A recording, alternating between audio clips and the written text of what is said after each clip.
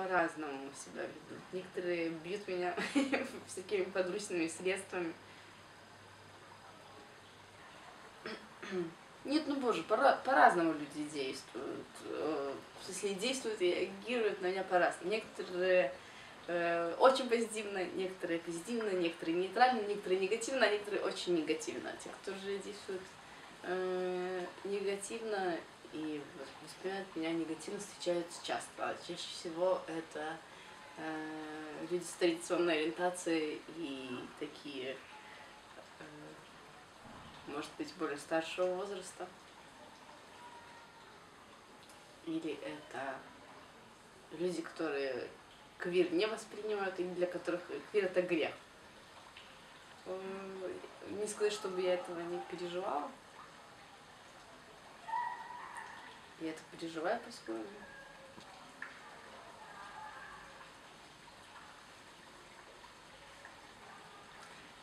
То есть я не мщу, но я злюсь, например. Или мне обидно.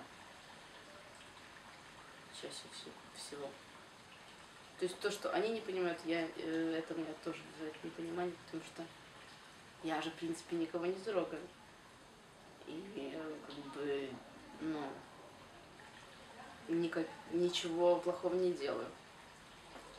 Когда-то ехали какие-то ребята в метро в Минске, и они сидели с меня, очень смеялись громко, и решали, мужики или баба. Ну, я не знаю, что они решили, но я, конечно же, ничего с этим делать не стала. Просто, что я не знаю, как реагировать на такое хамство. Ну, для кого-то я мужик, для кого-то я лесбуха. Для меня я выгляжу так, как я хочу выглядеть. И этого не оцениваю в рамках того, как меня воспримут квиром или не квиром. Если раньше там я боялась женственности и так далее, да, то есть я сейчас не говорю, что у меня женственность поубавилась или прибавилась, да, и я не хожу на каблуках и не крашу ногти, но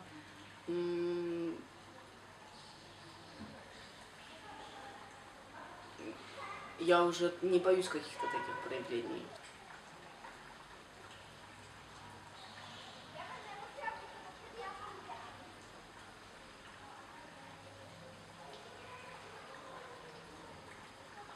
Нет, я ходила по этому поводу к психотерапевту.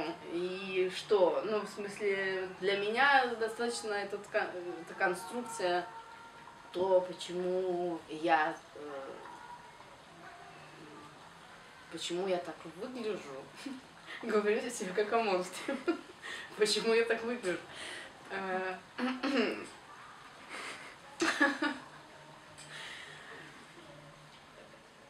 Ну, то есть я выросла в такой семье, где не было мужчины.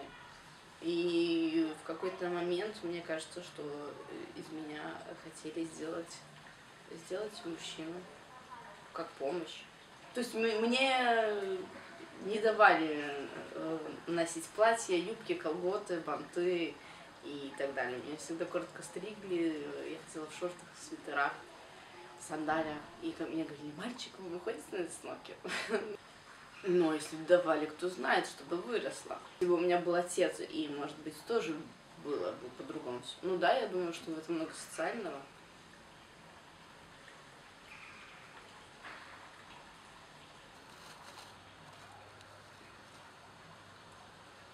Некоторые люди говорят, что я мрачная, но это же не причина бить меня в лыч. За то, что не знаю, что у меня пирсинг в носу. И вообще из таких, как ты, растут наркоманы. Даже ни разу со мной не ширялся, а уже утверждать, что из таких, как я, растут наркоманы. Даже не нюхал. Ну, был такой случай, когда меня избили в троллейбусе. Это было давно. В принципе, с того момента я ношу короткий волос, потому что они у меня были более длинный волос, который мне просто вырвали напрочь. И мотивация была такая, что из таких, как я, растут наркоманы. Это было в троллейбусе. Там были люди, которые ничего не сделали. Где в Минске?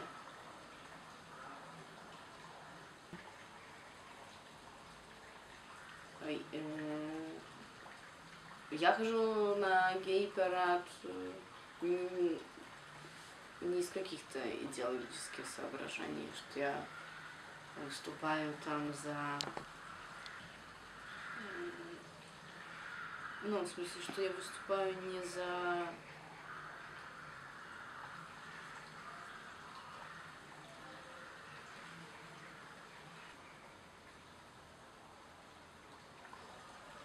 Нет, ну то есть мне никому не надо говорить про свою сексуальную ориентацию, кому-то что-то доказывать, что меня кто-то акцептирует, ну, или показать, что я вот существую такая, какая я есть. И вот наша женская лига справедливости и, ну, Иисус Христос и Дева Мария с нами.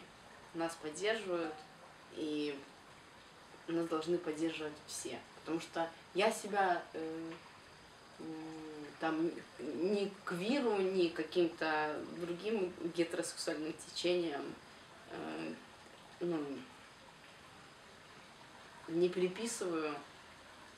Это же не БРСМ, что типа вот ты записан и должен в этом участвовать, должен поддерживать.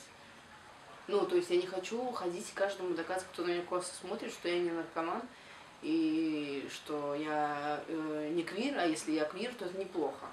И что я не совращу ничьих детей, никого не убью и никого не посажу на иглу. Ну, или люди приходят к этому сами, не знаю, читают книжки, через какой-то свой собственный опыт к этому приходят, или нет. Я не хочу ничего никому доказывать.